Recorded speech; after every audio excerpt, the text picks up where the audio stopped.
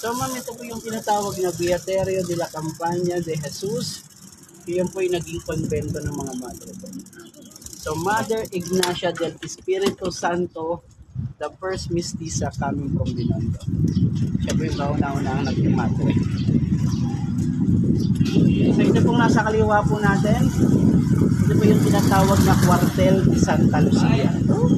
1901. So cuartel means barracks. So barracks for the Pilipinas.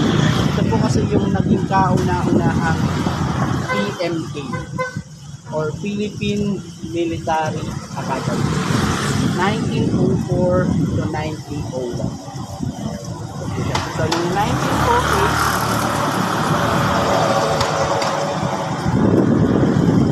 1908, nag-decide po sila.